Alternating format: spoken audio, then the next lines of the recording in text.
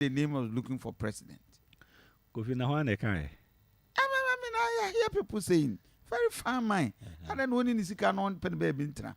As I was saying nisika. Na say o man no be koso a adenti ne empen krofo papa o mso bedi o man so. Some party for some more. But they think that farmer because you don't have that money to be paying. No. Kofi. Mamin kan se matie for ntie. Abato. Enye sika na wi ni abato no. Ade a edi kan a ewi ni abato say your acceptability to the people a person lead you omono ombeji watum say di bre na o pe no o se o fata na betimi aye. That's what could be the man farmer. Oh, samre no circumstances no different every samre.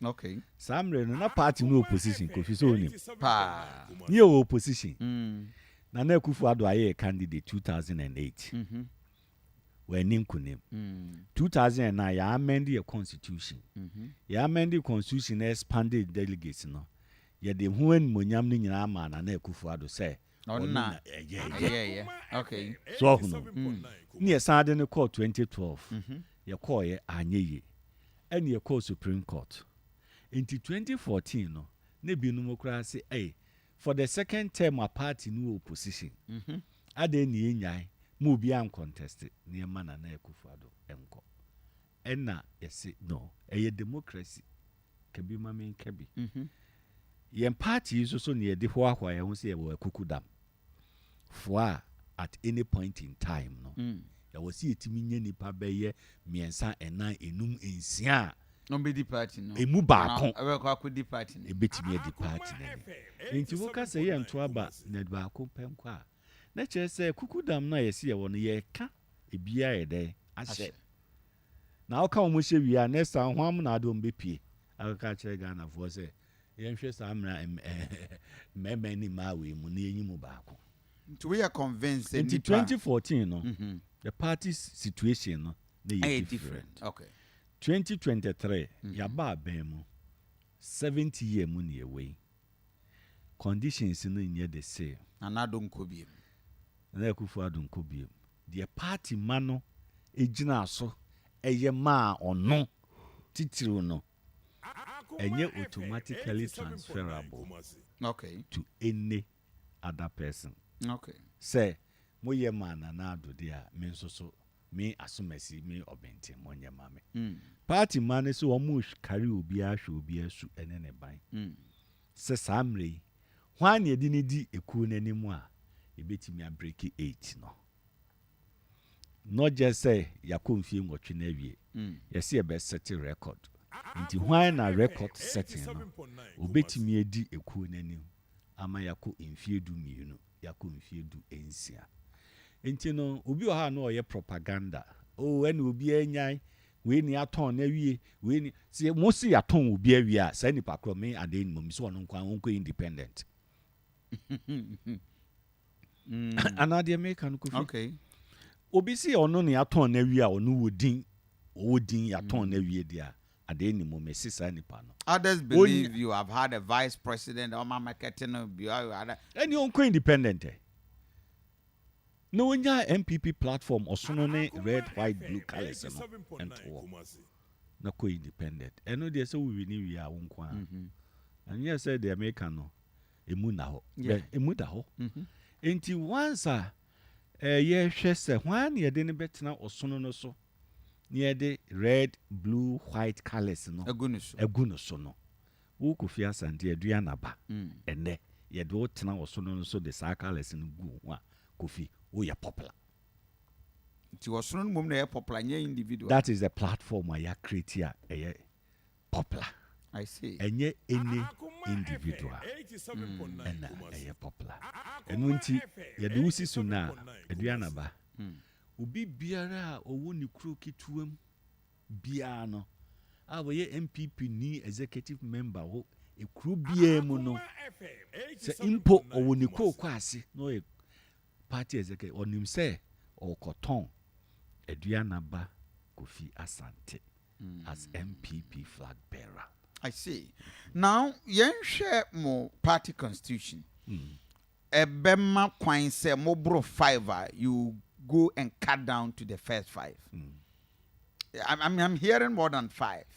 I mean, the pie you mutiba edoso. You have almost 8 for what I know. First 5. O campaign awe nyina no. Wujiri say obitime rem. Rade Nimo. Ejefo Makobida. Okay. 2014 and I had the first time sa first stage way you use no party. Party the only experience I had 2014 there. Yeah. You need experience be as a party. Yeah. Yeah, nkrofo person mo kasa asem no man you. And so nya de bia ye hu. Okay. Record na chi said the abako 70 ne. 2007 yenya 17 aspirants. Mo call ye ewie ye. And 2008 ye call general elections NPP ani nkunem. Until 2009 na ye call ye constitutional amendment. And ye ne say eba se enipa no dodo no bro enum a yemfa screening stage bi emeshim na ye screening numbers no na aba 5 enti ye no 2010 omo prayer no omo ye 5 pepe na ye Isaac Osei na Kofi Ado lawyer Kodia Alan Tremantin and Apreku Nenya Apreku more time Nenya Apreku may pay the fit person Edina Weba into no more 5 into ya invoke sa provision and ye call 2014 to 2014 ye call 7 okay into now say sa provision more trigger this screening stage no ebeto so ti e to screening stage no ye call ye na ye me Addai Nimo asamo Abuaten na Kofi Ado Kofi Asante ya Alan Tremantin Kofi Kunado Apreku Jogati ti e call ye no first 5 no e na Apreku ene asamo Abuaten etitoye na kaka ye 5 no ena Jogati ene Kofi Asante ase omo apeja omonsa no de omo ntimi nkobi ene kaka ye miensa ene ye koye ena party man to no bafu e de man na nanado enti samre no yes ye mie nomination eno nti no obi anim nipa dodo a ebe gina de obi ye at this stage no ye fair no expression of interest obi a da na di say me wa adwen ni akoma ne say me nso so ebia pese me fa party no mbedi party no enim ye biewia eni ebi dodo no a ebe gina na ye mfa ne say de wo tete no say bro 5 say ye 8 o ye 9 o say ye 10 o say bedru 12 o eba ne sa yes I was here call the first stage you know screening no delegates a beto abanin dodo no 275 constituency chairman of NPP obia chairman for no a part of that special electoral college. Then you have your council of elders. Then region bia 17 regional officers. Okay. This all about Shantia, regional chairman went to me. First vice chairman. So for the sake of time, you can say 17 as a regional executive. Yes, 17 times 16. Okay. 17 times 16 be about 272. Okay. Now they account 275 on. Okay. All sitting members of parliament. Sure. We are 137. Yeah. Near the 137 account. External branch biano. Nipa 3. You were 27 external branches. And you be 81. 10 for the Nipa test on the Nipa 3. Okay. Special organ. Okay. Nasara. Okay. Women's wing. Okay. Na youth wing. Okay. 3. Okay. And a baby count. past national officers to be. Okay. And National Council of Elders omododo be 30. Almost to be.